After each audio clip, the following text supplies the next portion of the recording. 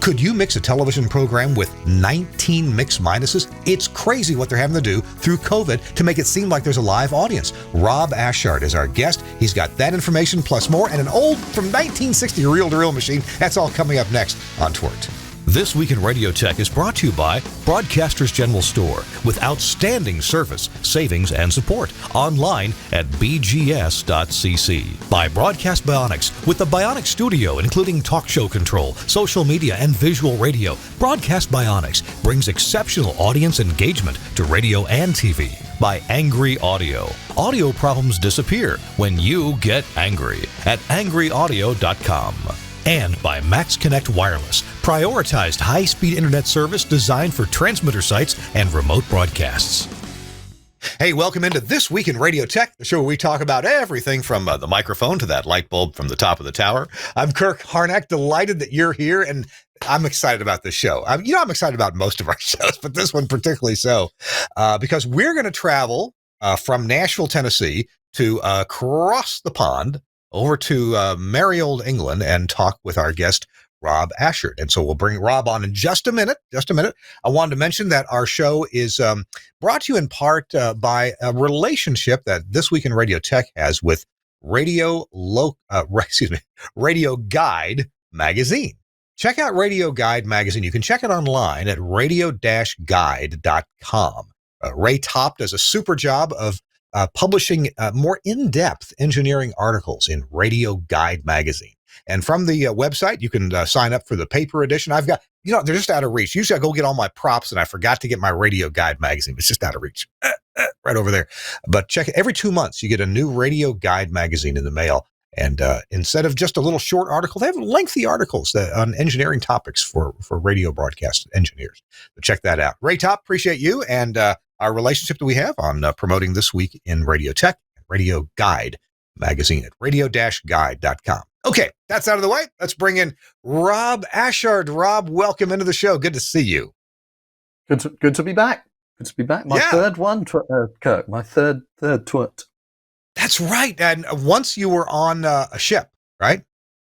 We were on the Ross Revenge, Radio Caroline's Ross Revenge, which was actually at sea as a radio station from 83 to about 1990. That is such an awesome name, the Ross Revenge. When they play a liner or a promo or a bumper, does some guy with a deep voice say, "Live from the Ross Revenge"? No? Do you know, I am not. I'm sure it must have happened. I know they would have said it. It was actually called the Ross Revenge because, as a trawler, it was from Ross Fisheries, which is a huge fish fingers are from Ross Fisheries. So that's why it was called the Ross Revenge, because it was owned by Ross Fisheries. What did the revenge part have to do with the name? Sorry, revenge part of the name have to do with? Was that getting back at the government broadcasters, or was that already its name? No, that was already its name when they bought it. When they bought it, it was the Ross Revenge. It was an ex-Icelandic trawler for Ross Fisheries. So I don't know if you remember all the cod wars and stuff that happened around there. It was it's a fascinating ship. It's about 300 feet long, very powerful engine. And I think I told you that it could get back with a big haul of fish very quickly because it would have had a shaft generator, and they could energize the shaft generator as a motor with the two generators and get the fish back when they got one of their monster hauls of fish. So yeah, it's fascinating ship, and it's open to the public from June. So we're taking bookings for visitors to the ship, but we're booked up now because we've got a bit of a backlog, as you can imagine. Oh, well, I feel like I've got an in, but that doesn't guarantee me a place, but I would love to visit sometime. Well, if you get over here, Kirk, I'll get you straight on there. Don't worry about that. All right, we're here to talk about some audio as it relates to, our big topic is as it relates to television audiences. So you guys have been under COVID lockdowns, and yet you still want to produce television shows. You've got TV shows in England that have live audiences, and of course with lockdowns, that's pretty tough to do. So Rob, if you don't mind, kind of set this up for us. And I guess we should establish what you do. You are like this independent, sought-after audio TV A1 guru guy that when they need a quality job done, they get on the phone and call Rob Ashard, right? I'm one of the people.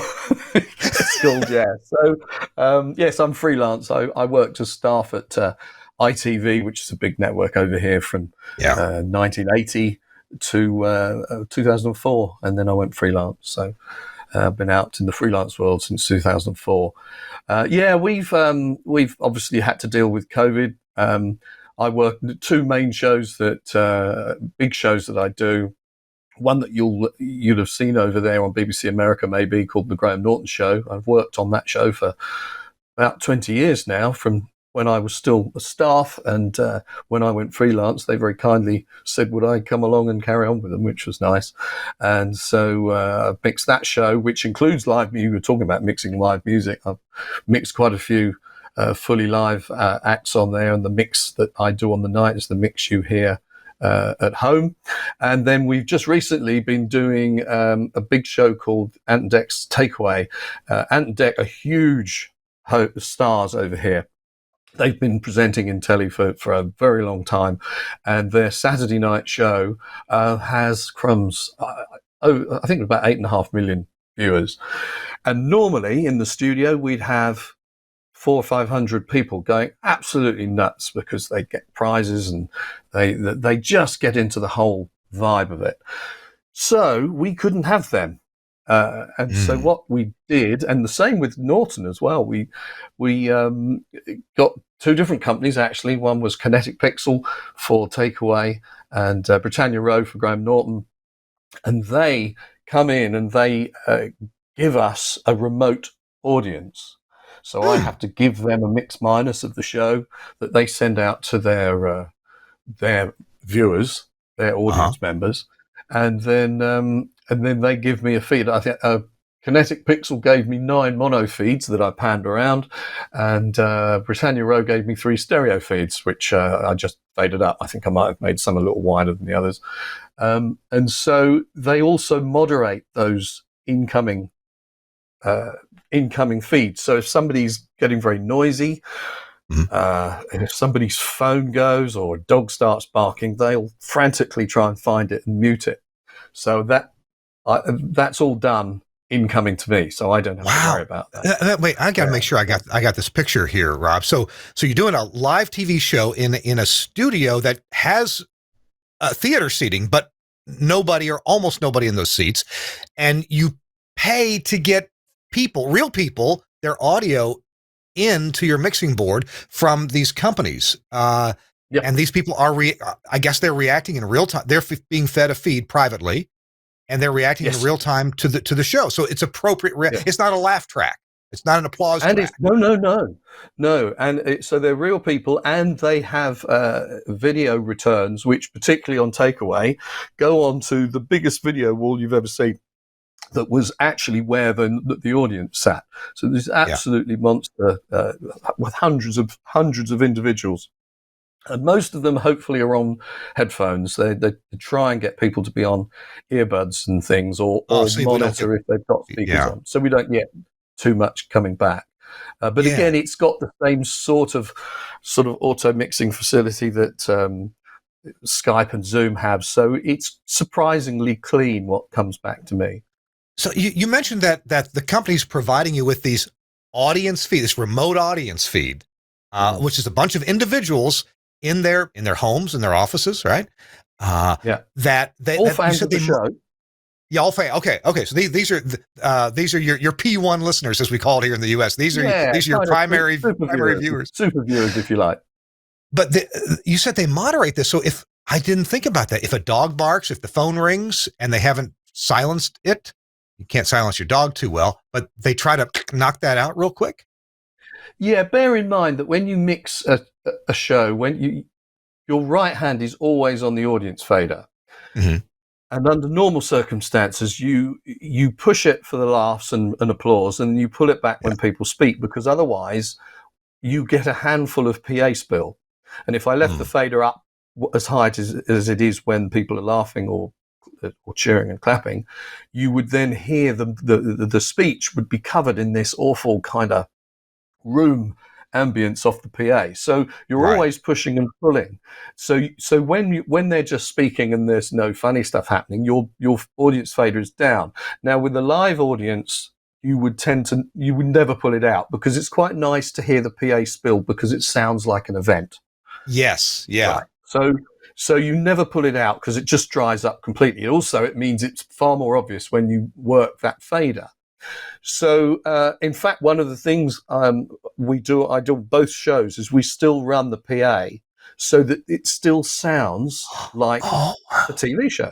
Yeah. So we use the PA to still create that ambience, if you like. Well, the ambience would be a little different with nobody in the theater. Are very few people in the theater. The ambience might be a little bit different, but you're oh crumbs! You turn the PA off, and it all just dries up, and it's really weird, because you see people in this vast space. In fact, Suncast, if you could bring us up Ant and Dec, the second one, with the picture of the studio. Did you get that one? I think there was a picture of the studio. That's it. So that is the video wall on the right. Wow. And you can see the size of it, because there's a door in the middle where the boys come in from there. And then they walk across the set, and the set is on the left, and there are video walls behind there as well. So there's video replays on those on the left, and then all those screens are sort of full of people on the right. That's I think is the biggest TV studio in London, by the way. It's TC1 at Television Centre, which is the old BBC building at White City, and run by Studio Works, which is part of the BBC. Wow, so it's an amazing studio, and but the equipment in there is, it's just the technology for this show is extraordinary. I can only sort of cover my bit of it, but I know there was just so much stuff going on to make it all happen. Quite extraordinary. I've got a question about the audience audio. So normally you wouldn't have the video wall that was shown on the right. You have stadium seating and an audience sitting there. And I'd like you to tell me, how do you mic the audience? And obviously there's got to be some distance between the audience members' faces and mouths and where the mics are placed. And so you've got I'm guessing a number of mics there. I'd like you to tell me about that. But then when you bring a feed in of audience people at home, each one is on an individual mic, whether it's a little mic on their ear pods, or whether it's a mic on their camera, or a mic like mine right here, or like yours, a lav mic. How do you get that ambience to be kind of right when they're mic'd in a much different way when the audience is at home? Yeah, it is a bit, so on applause, it gets a bit smacky. But generally, I think they would encourage them to use the laptop microphone, so it's not a mic on their headset. So they get talked through a lot, I think, at home as to how to set their things up. We start getting an audience, I think it's kind of best part of an hour before we start, because there's quite a lot to get through to connect them all and get them all happy and whatever.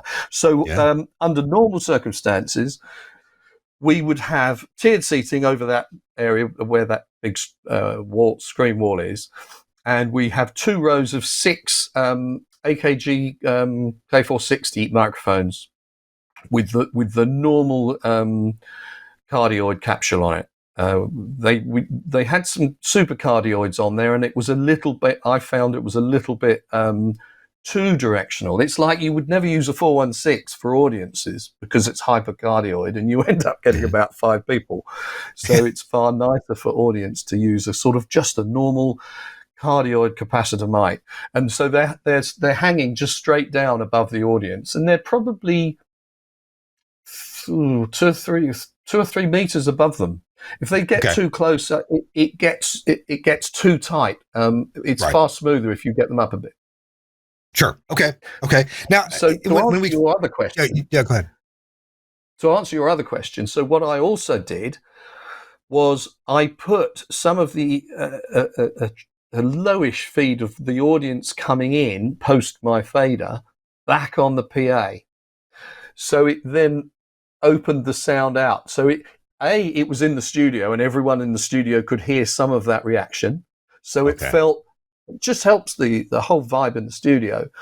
And but it also helps the sound. So whilst you're, as you correctly say, the mics were very close, by having it on the PA, and then I was still using my audience mics to help. Oh, okay, okay. So you're miking the PA of the remote audience coming in. Okay, yeah. So I sort of used that to open it up, and I think we got a pretty good all-round result. It did sound like an event. We also had some another room with some of the crew that weren't being used in there watching the show and reacting themselves. And one of the things on the Norton show, we still have the audience seating, and we get every available person on the crew and the production team to sit up there and react.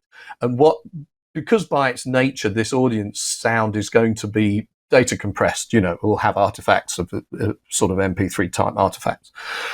So when you actually add some real applause and real laughs to it, even if it's a handful of people, it kind of covers that, it masks that, the quality or slight lack of, and just so you get the body of 300 people at home or however many we've got, and then you've got the sort of high-finess, if you like, of the people in the studio or in the remote studio next door reacting to the show. And the combination of those, works really well. The only thing we found, because there's a 600 millisecond round trip on this from us back to the audience and back to us. So some of that reaction is a little bit delayed, but it ended up as being a tale of the laugh that we got for real with the mics. I was just saying, if your first guffaws, your first laughs, your first claps are from your local production crew, all the people who were kind of unnecessary for the actual real-time production. And as you said, they're in a room, probably spaced in some way, but they get that early reaction. And then, a half second later, you start hearing the rest of them. What was really good is when they cheered and applauded in and out of breaks, particularly coming back out of a break. Sometimes the remote audience didn't stop like they would if they were in the studio. You imagine that it's very difficult to get an audience to react and to be as controlled as they are when they're in the studio and they're watching the action and they're concentrating on it. There's massive distractions at home. So we ended up, it sort of developed over the weeks as we found out what worked, but we did end up adding some applause so that we could get the tail of the applause so that it would end. And because otherwise you just heard me fading out this massive applause coming in. And fading an applause out isn't brilliant. So we would mix in an applause on a play out machine called Spot On, where you could play an endless applause and then tag an end on. So we would always have a nice end. So it's sort of a blend of all these things, which worked really well. Gosh. Wow. It got better over a few weeks because we were all finding our way. This is totally new territory. We've got to take a quick break. And when we come back, we're going to continue on this topic about all the mix minuses that you had to provide for these different audiences. By the way, U.S. audiences, often we don't see the stuff that you guys produce in England, but Graham Norton, somehow I liked Graham Norton video feed on Facebook. And so I get a fair amount of Graham Norton clips. And what a superb interviewer. He can get people to do things, celebrities do things and say things that they just wouldn't do and say anywhere else. They genuinely have a good time. I think it was Mac Damon said, the best time I've ever had on a chat show. I think it was him. They seem to love it. I mean, we had Tom Cruise actually on our last show, and he was working because he's been working in Pinewood Studios. It's fairly strict lockdown, but he came. He's been on the show quite a few times, and quite a few of these big stars have been on the show quite a few times, and they seem to enjoy themselves, which is great. Hey, I got before break. Quick question: when you mic Graham or the celebrity guests, are they wearing wireless belt packs and maybe a double lavalier, or are they mic'd from overhead? How are they mic'd exactly? Just save us a clip mic like that, but into a radio pack. And just one. Sometimes on live shows we might double double clip them and have a main and a spare. But sometimes, especially if they've also got an IM pack, they get a bit heavily laden with stuff. So sometimes we just have one, and we have a guy with a radio mic hand that can be thrown in if in a case of emergency. Sure. Okay. Let me bring that in quickly if they need that. Sure. Okay. For the ladies, how, men have belts, right? Easy to put a belt pack on a belt. In TV news, sometimes ladies, they have to hook it to their bra inside their dress on the back, and so now they're a humpback. In TV news, sometimes the ladies have an elastic band that goes around their leg just above the ankle, like an ankle monitor, right? And that's where they put but then they got the wires running all the way up the leg, all the way up the back of the dress, and then so how do they mic ladies on those shows? Well, all the methods you've mentioned. The crew have a whole stack of options, and sometimes we give the bits to the people in wardrobe, and they'll go and put it all on, and then we check it out when it gets there. Obviously, COVID's been a bit of a challenge because we would sometimes, on a busy show, we'd use a mic on someone in part one and then someone else in part two. Well, that just didn't happen. If it did, we had alternate packs that had been sanitized. So the whole COVID thing has just been a total challenge. All sorts of stuff you wouldn't think about. We had the same thing in TV news here. We couldn't share our belt pack, our mic, or IFB receiver with anybody. We went into a bin, and somebody came along with gloves and sanitized all that stuff. So, hey, we got to take a quick break. We'll be back with some really cool stuff about mixed minuses, very relatable to radio. Our show is brought to you in part by my friends at Angry Audio. Don't get mad, get angry. This is the Bluetooth audio gadget. It has become very popular during COVID times, and I'm sure it'll be popular outside of COVID as well. What does it do? It takes the Bluetooth from your phone and gives you very professional gazintas and gazoutas that'll wire right into your audio console. It gives you an AES digital output if your console's digital, and AES, and it gives you also analog inputs and outputs. You notice it's got stereo. You think, well, wait a minute. Phone calls are mono. Why is it stereo?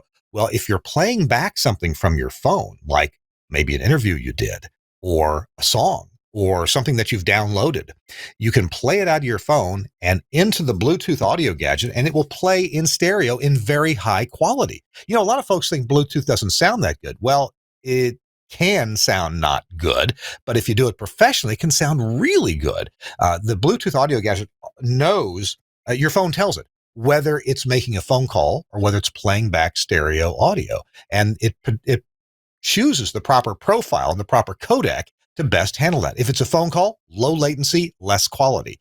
If it's stereo playback, it is high quality playback. And we're talking about aptX coding here. Easy to pair up with your phone. There's a spring-loaded switch on the front to pair it up in your studio. So whether it's COVID times or not, if you need to get phone calls on the air one at a time with your phone, or play back things from your phone, it's a great way to get that done. Just terrific. Check it out at angryaudio.com. There's the website right there. Check out the Bluetooth audio gadget. And remember, Angry Audio is where you can get your Studio Hub supplies. All those great Studio Hub cables, the dongles, the adapters, the cables, they're all available from angryaudio.com. Check them out from your favorite dealer, too. And don't let them talk you into buying something else besides actual Studio Hub. I swear. You're gonna like the real Studio Hub stuff. All right, our show is also brought to you in part by Max Connect Wireless. Got all kinds of gadgets here. Max Connect, it is prioritized 4G LTE data, and here's Gary Morrill to tell you about it. I'm Gary Morrill, Midwest Regional Director of Engineering for Alpha Media. When I first spoke with Josh Bone about Max Connect, he told me they'd work great for remote transmitter sites where connectivity was a challenge. And he's absolutely right. We even have sites where we're using this as a backup to our STL using Max Connect's dual carrier option, and it works perfectly. We also have times where we need to be able to get out to a venue where it's kind of challenging because everybody and his brother is trying to stream video at the same time, like at a big sporting event. And you know what? Our data gets through every time because it's prioritized packet data. It works for us. It'll work for you. Max Connect. Check it out. MaxConnectWireless.com is the website. There it is right there. I know it's spelled funny, but you know how the internet is. All the names are taken up. So it's MaxXKonnect, wireless.com. And you can sign up with your carrier of your choice. The major carriers in the U.S. are all part of this. And Josh Bone has done a great job of negotiating these prioritized data deals so that you can easily take advantage of them. And you get a static IP address, too, as Gary Morrill said. Thanks a lot, Max Connect Wireless, for sponsoring This Week in Radio Tech. And if you are a broadcast engineer, you need this stuff. It'll really help you. All right. We're with Rob Ashard, who is an independent go-to audio guru in England for television programming. And Rob, so glad that you could be here.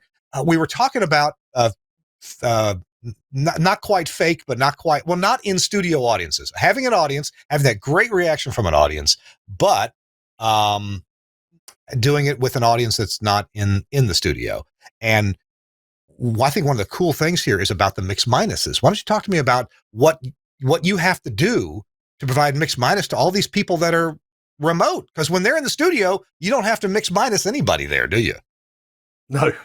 Well, you still effectively got a mix minus, haven't you, going to the PA system? Because So you've sort of got that. We have. I don't know if Suncast can pull up the other A&D picture, which is me at the console. Yeah. That is the Studer Vista X, excellent mixer, and you can actually set up the number of buses and whatever it's got. It had got 16 on it, and we thought we were going to run over. So Andy Tapley, who did the install there and was one of the staff sound supervisors there, very kindly upped it to 24. We ended up using, we actually had 19 mix minuses set up. So my goodness. The mix minuses are just another bus, but you can actually vary the level as opposed to a standard group, which is either on or off. You can tweak the levels. So you can prioritize chat going to the mix minuses and maybe hold VT playbacks back a little bit, which is what I tend to do. So we had, coming into our control room, or gallery, the video gallery, had 11 outside sources, but in total, we had way more than that, because I think we had 8 Skypes, 8 Zooms, 4, what are they called? The live view cameras. Yeah. And I think there was 8. There was another format of kind of Skype type thing as well. So we had way more than the 11 that we could. So we couldn't possibly put them all up at the same time. So what happened is we used Studio 2's gallery. So this show was taking up a massive amount of resource at Television Centre. So we had that was being sub-switched into our 11 outside sources, and I had 11 mix minuses that were paired with them. So whatever they switched to 1 was getting mix minus 1. Whatever they switched to 8 was getting mix minus 8. So, and what's very clever, if you look at the faders on the left, you can see the first 10 meters in the upstand are all showing a reading. Well, that's because when you create a mix minus channel, the display goes to 2 vertical meters. One is the incoming, and the right hand side is its mix minus audio, so you can see that the mix minuses are going. And obviously, so if one of the hosts is chatting, it's the same level to all the mix minuses. And obviously if you fade up one of the mix minuses, because we went around a lot of surprise Skype calls, and very cleverly set up in houses when people are surprised. Obviously, there's someone in the house that knows, but they would then cut them up and they'd see themselves, and it was quite an amazing reaction. And I was able to, in fact, one of the guys in with us who was in charge of comms, a chap called Paul Sage, very kindly helped me out, and he would sit at that end of the mixer and go through, because we knew what Skype calls were going to, what sources we would be going to in any part. We had a little chart of what we do, so we knew what we had to have on the desk at any one time, because all these are layers, so you can call up any of these things, at any time. So Paul would go through, and so you would hear that reaction under all this manic goings on, you would also hear the reaction of the people on the Skype, which was great. And we did a competition. One of the parts is a competition, and that was done via, I think there was a Skype call. I can't remember if we ended up doing a live view in the end. But anyway, again, it's a mixed minus situation. So yeah, we were using. I've never had so many outside sources on things like Zoom and Skype and live view all in one and a half. It's pretty frantic 1.5 hours for us, for everybody. It's a very lively show. I think I said to you the other day, I would treat it as 15 minutes of live television. And then I get to the break and I look at the net, and then I do another 15 minutes of live television. So that's the best way to mentally approach it, I found. So you really couldn't have the whole show in your head at the same time. You kind of had to think of it in blocks. Okay. Yeah, you have to follow a script, and I write on the script what we're coming to. If we're then throwing to someone outside, like there was a guy called Andy, who was quite often outside, and the page before I would write Andy PTO. So it was never a massive surprise to me. But the script is that thick. So you can't remember it, but you have to write your script as if you keeled over in dinner break and someone had to come and sit down. You really have to write your script so that someone could just go, oh yeah, I'll see what You have to think of it in those terms. I know we've got a number of pictures to get through, but Suncast, if you could bring that last picture back up real quick, I've got a couple of questions about that, the console and the mix room there. If you could perhaps bring that picture back up. Are you mixing this, Rob, in stereo or surround, or how's that working? Just stereo. It's stereo. Okay. All right. Because I see a number of Genelec speakers about. Yeah. Yes. Now the ones you can see on the top of the console are just biffle speakers. There is a center speaker, and we've got that's the center speaker on the video wall is a ATC, and the main monitors are ATC. I think it's ATC. Okay. I'm sure it is. I'm not man. Which are lovely. So yeah, there's not many things done. Certainly not live in surround. I've only done one show in surround, which went out on Sky Art. But most stuff is done in stereo. I think surround is really for films, and because surround is really something you produce in post. In a TV studio, there's not much surround information. You could put a couple more mics at the back and get a bit of bounce of PA off the wall, I suppose, but don't quite see the point. And what's the beverage of choice in the aluminum can to your right? Diet Coke. A Diet Coke. Well, there you go. And Diet Coke, if it spills in the equipment, it doesn't hurt it, does it? No, nothing at all. No problem. Okay. It's nowhere near the mix. I'll tell you that. What picture would you like to go to? I'm giving you a hard time. What picture would you like to go to next? You want to talk about the D rig, or is there something else you want to finish up? Oh yes, let's go to let's go to the other end of the scale. Sometimes we do television jobs which you can't. I mean, obviously we work in big OB trucks for some of them, but sometimes you can't get an OB truck in a certain location. So I think the term D-rig sort of comes from when people took stuff out of a scanner, as we call it, an OB vehicle, de-rigged it and then rigged it indoors. But now we just have kit now that you can either hire. I've got my own based around the excellent Allen and Heath SQ5, which is a 16+1 fader layout. So it's only kind of, not much wider than that. But it's got 48 channels, 6 fader layers, which the way you can lay out your faders is fantastic on it. And it actually behaves the way you can group on it.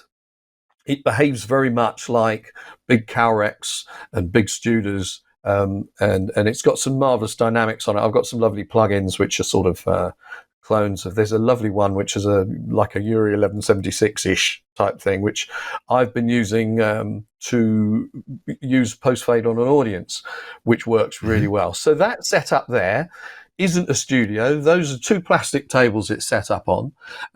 Two speaker stands with a shelf across, and then the speakers on it and the monitor in between. And actually, I've now got a little 2U PPM that sits under the video monitor. But as you can see, it's a very nice little setup. It's very powerful. That is a job we did last week, actually. There's a very funny show over here called Taskmaster. And we didn't, when we recorded it, we couldn't have an audience. And so now things have just changed, and we had a COVID safely spaced audience in a cinema in central London. And so that's me set up in the projector room. And I actually have a Asia video player and was playing the shows out to the audience and then recording the audience. So I record a mix. I mix it as if I was mixing the show, and I gather that a lot of what I do there, the mix is completely usable and fine. It's only when they sometimes get a tricky edit and they have to unpick little bits of it. But I also multi-track it. The mixer has got a Dante card in it. And if we go to the next picture of the rack, you can see, there we go.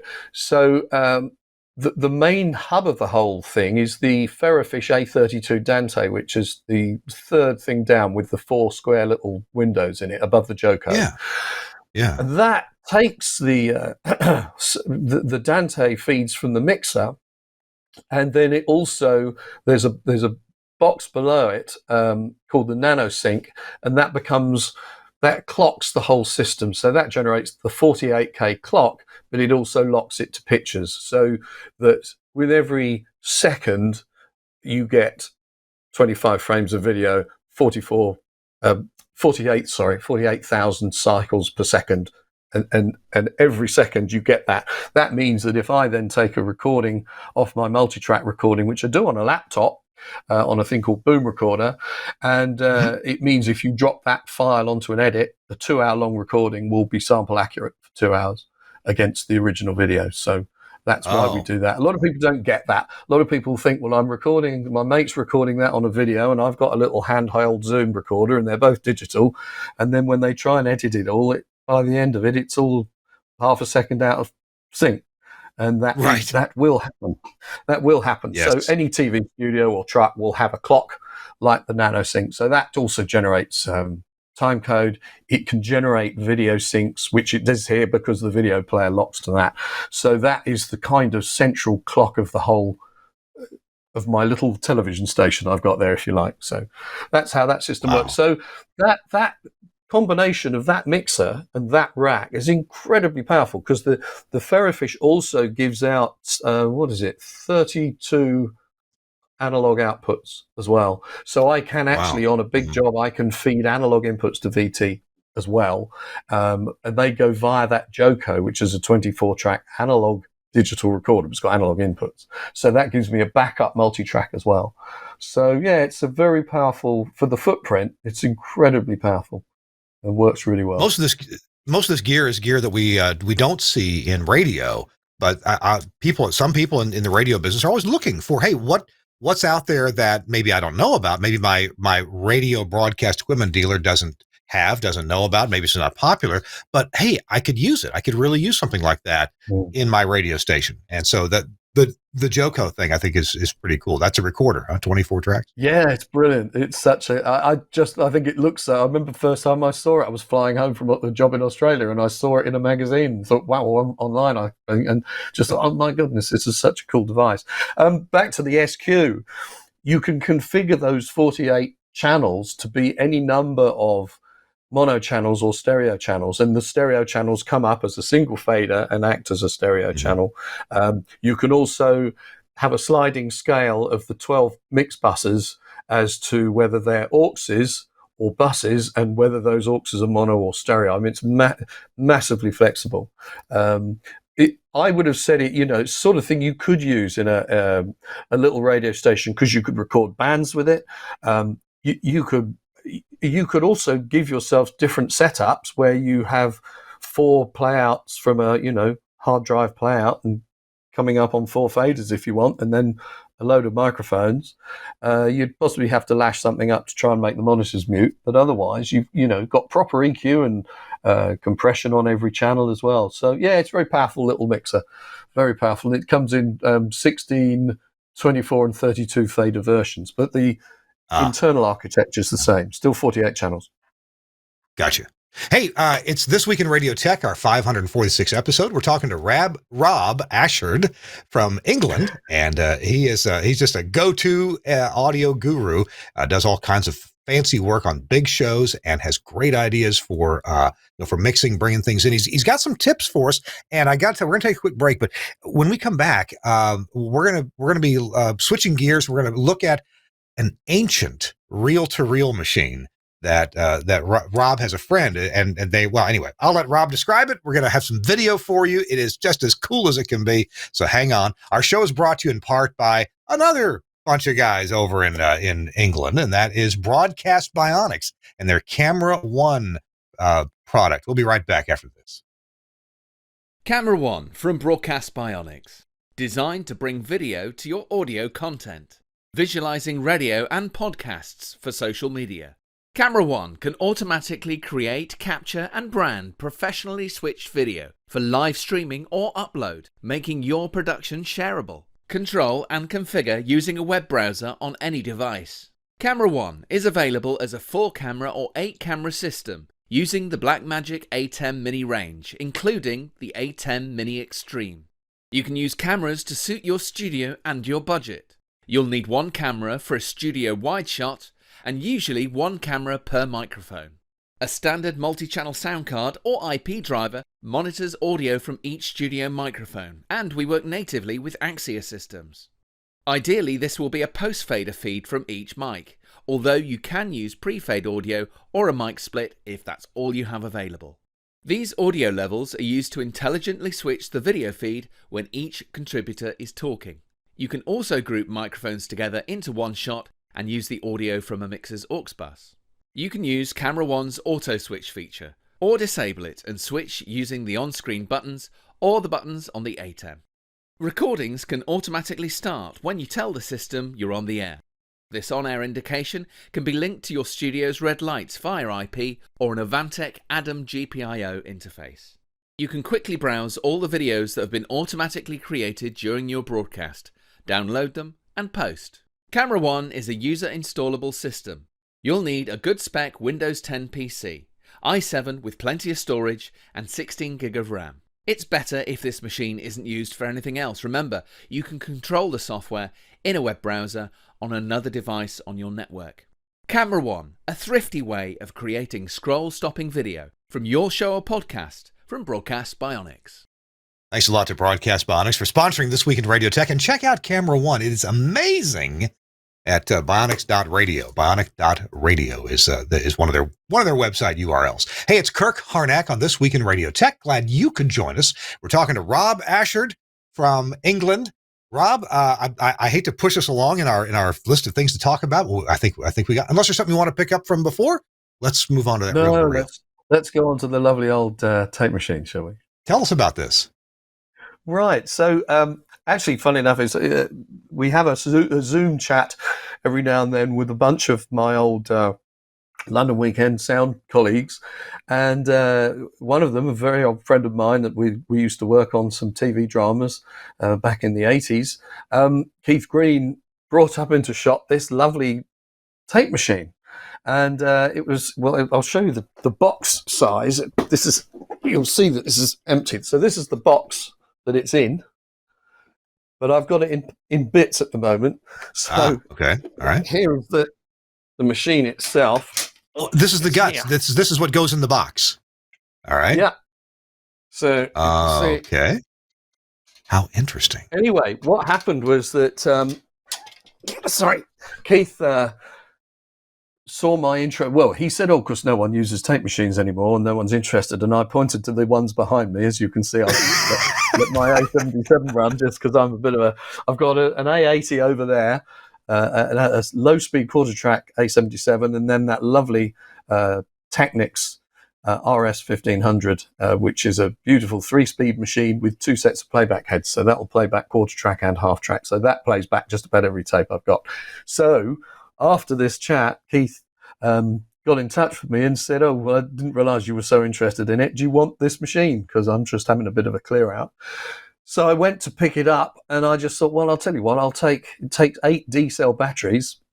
So I used one of these machines to dump a bit of clean tape on a 5-inch spool, went and bought 8 batteries and went over to Keith's, and we decided to do a video of it coming to life. And you see on that video, I think, what was it, Open Reel Tape Machines? Is it Open Reel Tape Decks? What was the Facebook group that was? I forget. I forget. You share it with me privately, so I didn't have to go find that Facebook. You gave me my own private copy.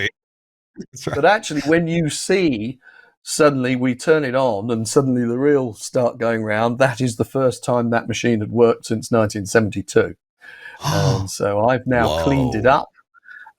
There was some lumpy, bumpy rubber wheels inside that had got dented, so there was a real thump. So I've just been trying to clean things up. So I did this little recording the other day as an update as to how I got on with the machine, following on from this rather longer 13-minute video. But this is much shorter. And this is just a little 2-minute video. This is just a little 2-minute video right here. So let's take a look at it, okay? Suncast.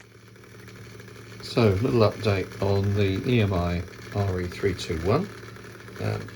It's had quite a clean up, as you can see, and some lubrication. I've used some light machine oil, Singer sewing machine oil, seems to be often recommended, which is about there. And I've also been trying to get rid of the real lumpy noise, which is an intermediate wheel down at the back. So here is the back of the machine. That is the motor, which is there. That's the rubber intermediate wheel, and you can see it's driving the capstan in the back.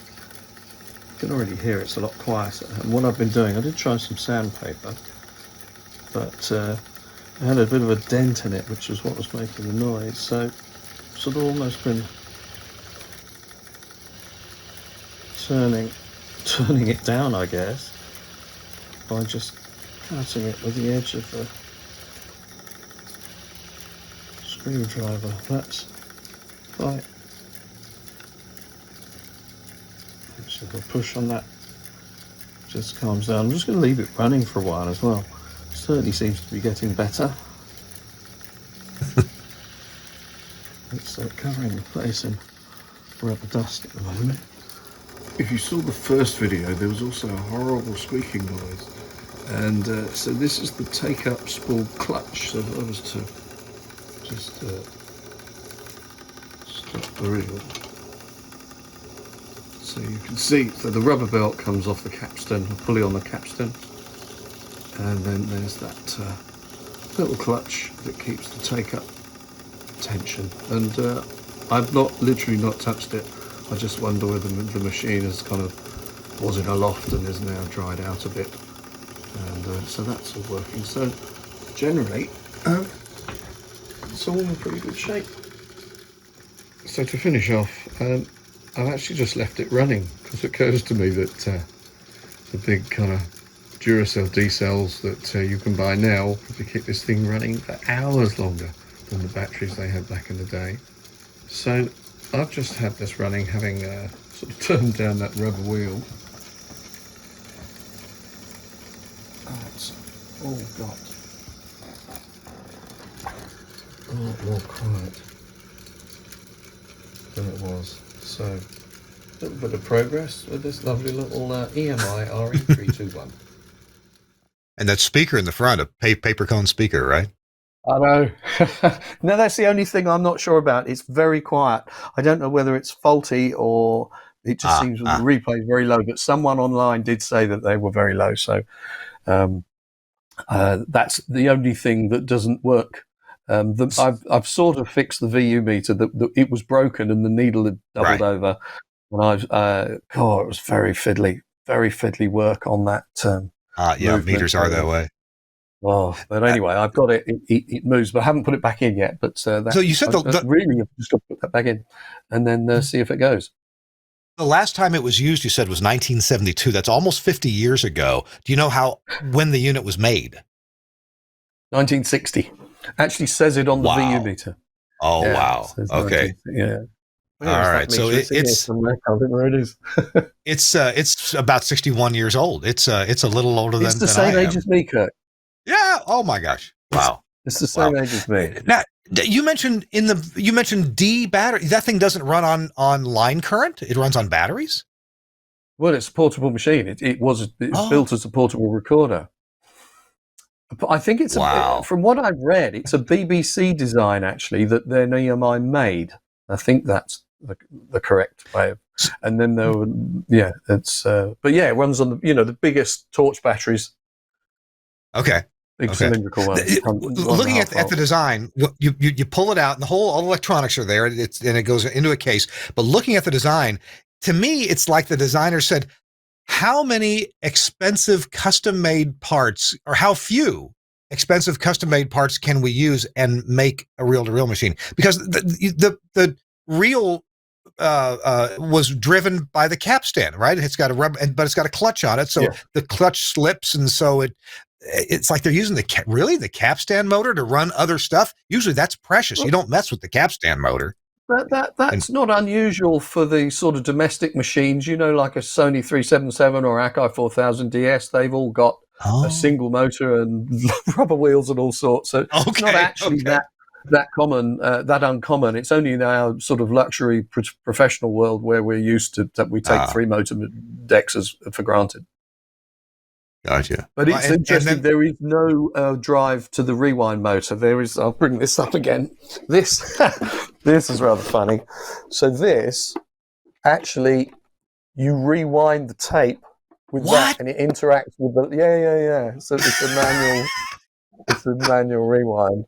But of course, I guess what you would do in the field is you would leave the tape tail out, and then you wouldn't bother winding it back. You just put a new one on. Swap the reels around, put a new one on, and then play it back at base, because it would just take too long to wind it back when you could just do it when you get back to listen to it. But we did a recording. If you could find the original recording, I guess if you search, I haven't put it on the internet yet. It's only on Facebook. But I guess if you search EMI RE321, you might find it. And we actually then crossed to a My Technics replaying the tape, so you can hear what it actually managed to do. So it was a nice moment.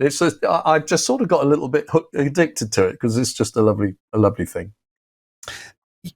Speaking of some older gear, I believe there is a picture you supplied of a Gates Dualux console. Do you want to hit that real quick before we take our last break? Well, just to say that we've had this rebuilt. This is the studio that was on air throughout the 80s on Radio Caroline. It is. Slightly wobbly shot because I did that actually as a panoramic shot. Because it's quite a small studio, but that Gates was working, but it was getting quite noisy. So someone took it off and put all new valves in it, tubes, I should say. And we've also underneath the desk now. It's got almost like a stage box, so you don't have to get inside to all the tag strips to get in and out of it. It's got a load of XLRs, so you can plug stuff into it quite easily without delving inside. And it's now working great again. But yeah, that mixer worked all the way through the 80s.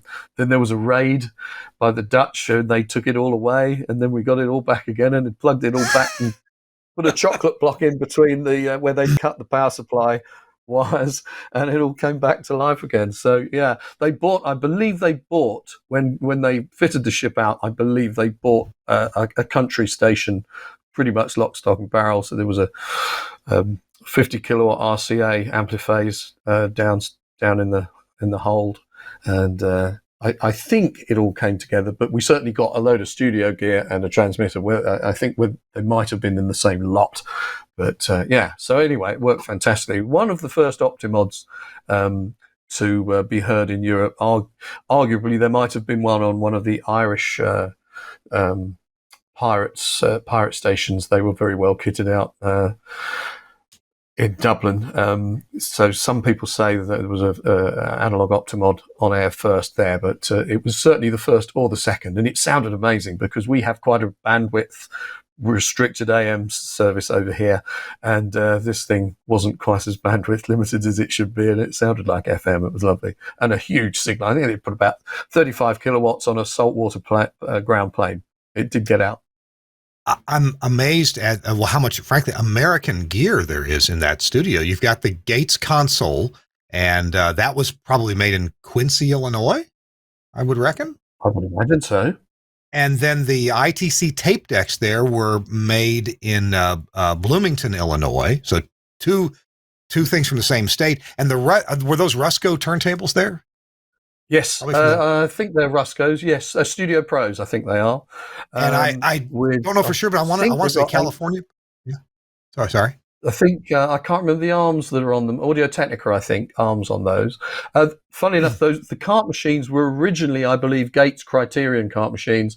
Those ITCs are cart machines that I rescued from London Weekend Television when we went digital. I think I managed to get 12 Good for machines. you. Good for you. And they kind of look the same. And then there's some CD players, probably from Japan or Taiwan, and then there was a flat screen video monitor in there as well. Yeah, mixing it up. Wow. Well, that's probably a good 50 years worth of history right there from one spanning one end to the other. When you come over, Kurt, I've got to take you onto the ship. You love it. That would be awesome. Hey, we're going to have to break in a sec. Oh, we got to break. Hey, okay, you wanted to mention making Skype and Zoom better for TV, making the audio better, and you're using a microphone right now that actually sounds fine. What you got? What should people get? Well, I just got this off Amazon. It was £15 over here. I believe I've subsequently tried to find it again, and you know how makes come and go quite often, and I don't think that particular model is around, but I guess there's a lot of similar ones. I just got a little frustrated with all this COVID stuff. We've had so many people being interviewed on Skype, and then they sit too far away from the camera, they're badly lit, then of course it's digitally zoomed in, so the resolution looks terrible, but also the sound is appalling. And I've been slightly frustrated about how long this has gone on, when actually this mic has just got a USB connector on it, and you commented on it yesterday when we chatted. You just said, "Oh, well, that sounds pretty good," and I said, "Well, it's a £15 microphone," and I just think, why don't, when you have regular guests on network television, on network news, that are on every day or quite a few evenings, just send them I'm using a Logitech webcam and a £15 microphone, and it sounds better and looks better than a lot of the stuff you see on telly today. Some of those cheap mics, I'm not sure if it's just the quality of the element or what, that don't sound as good. Yours sounds really good. You've got a good chest noise there. You've got some nice bass going on. It's actually good. And indeed, I'm looking at Amazon right now, and there are mics that look similar to what you're wearing, and they are USB on the plug end, so they'll go right into your computer. And one of them I'm looking at even has a headphone output, so it's basically got a USB sound card right there, so you can plug an earbud into one side. And it's $18 US. So if it's rubbish, you've only lost $18, haven't you? Exactly. Hey, we've got to run because we're going to get our tip of the week coming back, and it's great advice about camera angles, I think you're going to tell us. So Rob Ashard is our guest on This Week in Radio Tech. Our show is brought to you in part by our friends at Broadcasters General Store and Innovonics. We'll be right back. The Aaron 655 is the latest addition to the Innovonics family of rebroadcast receivers, designed specifically for FM broadcast translators, also referred to as relay transmitters. The Aaron 655 is unique as an uncompromising DSP-based HD radio and FM receiver combined with a powerful 3-band audio processor and dynamic RDS encoder. IP connectivity adds streaming capabilities, and a web browser interface gives you total remote control of the unit from any PC or mobile device. The Aaron 655 gives you maximum flexibility for program sources. Select program audio from analog FM, digital channels HD1 through 8, streaming sources, and analog or AES digital line inputs, all with assignable failover audio backup. The internal RDS encoder allows you to customize your RDS messaging. You can use incoming off-air RDS data, convert HD radio pad data to RDS, convert streamed metadata to RDS, or receive IP telnet data. Comprehensive audio processing includes gated and windowed AGC, a unique syllabic leveler, 3 bands of compression, and both wideband and independent HF limiting. Easy setup is achieved by using 10 factory presets and 10 customizable presets. The processor also supports day parting, allowing automatic preset changes to follow different programming formats throughout your broadcast day. The front panel has an OLED display and jog wheel with intuitive menus for easy setup, advanced control, and editing for all operating parameters. The Aaron 655 dynamic web interface gives you total remote control of the unit from any PC or mobile device. A comprehensive set of menus includes a quick overview of now playing info, input-output control, processor options, RDS encoder, alarms and notifications, SNMP settings, and much more. You can also listen to the live audio broadcast streamed through the web interface. You need to check out this product and so many more from Broadcaster General Store and Innovonics. Their website for Innovonics is innovonicsbroadcast.com, innovonicsbroadcast.com. And I like the website because you can go demo to yourself all their products that have web interfaces. It's just as cool as it can be. And when you want to buy one, get the best price by going to Broadcaster's General Store. You can call them at 352-622-7700. Or you can go to their website at bgs.cc, bgs.cc. That's where I get my stuff, at Broadcaster's General Store. You should too. Check them out. And that Innovonics line is just amazing stuff, especially since you can demo it to yourself. Okay. Hey, Kirk Harnack here, This Week in Radio Tech. We're just finishing up with Rob Ashard. And Rob's got some advice here. You know, most of us radio broadcast engineers, well, we don't know a whole lot about cameras and camera angles, and a lot of us are being asked to put cameras in the studio to stream, morning show or other live shows, talk shows, and do maybe some automatic switching, like with that Camera One system from Broadcast Bionics. But there is a rule that we should really try to adhere to. And Rob, tell us about what mistake can we avoid if we just pay attention. What you have to look out for is a thing called crossing the line. So when you have a few people in a studio and they're talking to each other, and you cut between them, if you and I were talking to each other, the optical line is between you and I, and right. You would have all the cameras on one side. That means that when they cut to you, you'd be looking to the right, and they cut to me, and I'd be looking to the left. If you get that wrong, if you cross the line and have a camera on the other side, quite often when you cut between two people having a conversation, they're both looking the same way, and it's just a little bit disconcerting. So I'm just trying to highlight that aspect that when you're experimenting, just see that people are looking left and right when you cut between them. And as I say, by keeping the cameras generally to one side of everybody, I can see at times in a radio studio that can be a bit tricky.